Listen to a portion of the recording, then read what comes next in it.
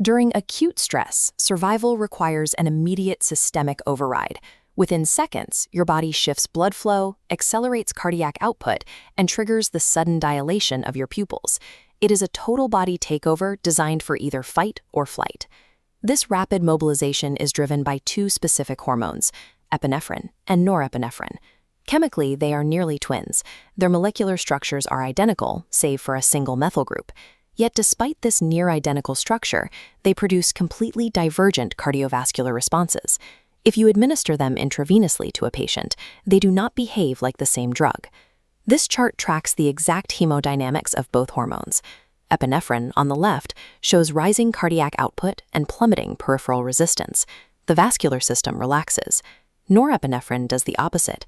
On the right, peripheral resistance massively spikes, and remarkably, the patient's heart rate drops. To understand why a so-called fight or flight hormone causes the heart to slow down, we have to drop the metaphor. We need to trace the cellular output of the adrenal medulla and map it against specific vascular receptor affinities. Systemic epinephrine originates in the adrenal glands, the small endocrine organs sitting directly above the kidneys. This histological section shows the two distinct zones of the gland.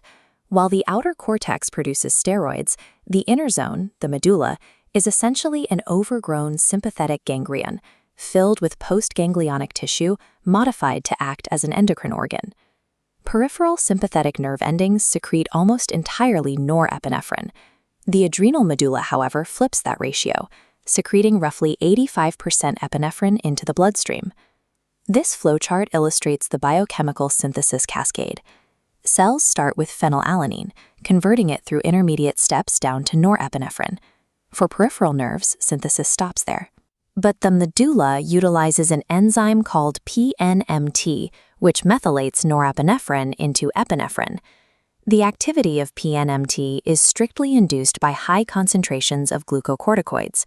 Because arterial blood drains inward from the steroid-producing cortex directly into the medulla, the chromaffin cells are constantly bathed in glucocorticoids. That unique microvascular arrangement turns the inner gland into a highly specialized epinephrine factory. Knowing how epinephrine is built does not explain how it acts. How can one molecule circulating in the blood simultaneously constrict one blood vessel and dilate another? The answer lies in the two major classes of adrenergic receptors mediating these responses, alpha and beta. Alpha-1 receptors are found heavily in the smooth muscle of the skin and splanchnic vessels. They are coupled to the G-alpha-Q protein pathway. When bound, they generate secondary messengers that trigger a calcium influx, resulting in tight, smooth muscle contraction. Beta-1 receptors in the heart use a different signaling cascade. They couple to G-alpha-S proteins. Binding here increases intracellular cyclic AMP, which drives increased myocardial contractility and heart rate. Beta-2 receptors located in the vascular smooth muscle of skeletal muscle and the liver also use the G-alpha-S pathway. However, in this specific tissue, the increase in cyclic AMP leads to smooth muscle relaxation, or vasodilation. Here is the core binding rule. Norepinephrine has an overwhelmingly strong affinity for alpha receptors. Epinephrine binds both, but at physiological doses, it exerts incredibly potent beta receptor affinity. A patient's systemic blood pressure reading is not a single physiological action. It is a mathematical sum of these specific receptor activations competing across different organ beds. Let's look back at the hemodynamic data to solve our initial paradox. Epinephrine's rising cardiac output is a direct result of its binding to beta-1 receptors in the myocardium, pushing the heart to beat faster and harder. The drop in total peripheral resistance happens because epinephrine is massively activating beta-2 receptors in the skeletal muscle and hepatic beds. This massive vasodilation completely overrides the alpha-1 construction happening simultaneously in the skin and gut.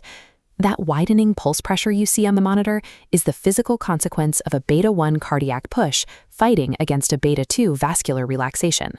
Norepinephrine lacks that strong beta-2 affinity. It binds almost purely to alpha-1 receptors.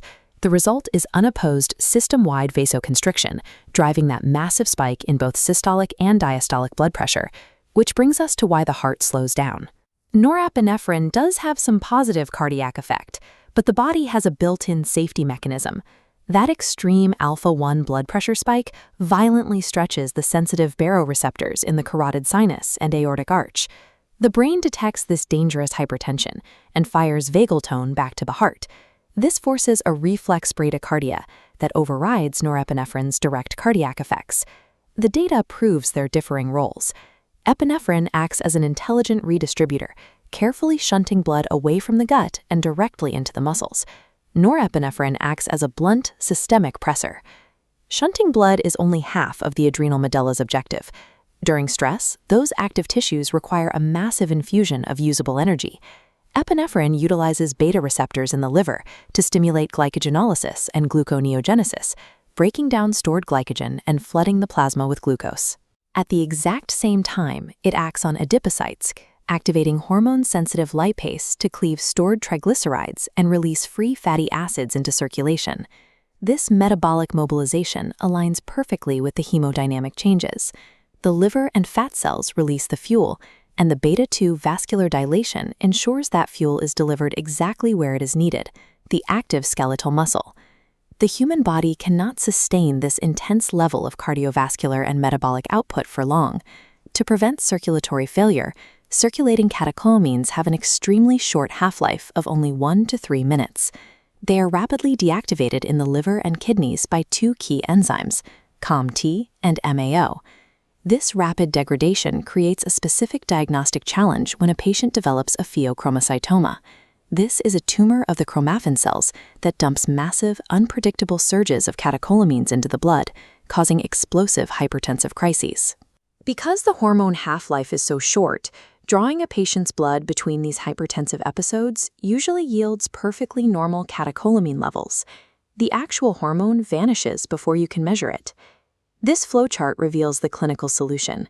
Physicians diagnose the disease by tracking the stable metabolic exhaust left by the COMT and MAO pathways. The end products, metanephrines and VMA, accumulate steadily and are reliably measured using a 24-hour urine collection. Finding high urinary VMA proves that a hyperactive medullary source, like a tumor filled with overactive PNMT, is secretly dumping epinephrine into the patient's system. The adrenal medulla operates as a finely tuned transducer, converting raw neural impulses into precise chemical and cardiovascular survival strategies. It's a system so powerful and tightly regulated that when it breaks, we must rely on its own metabolic ashes to prove it.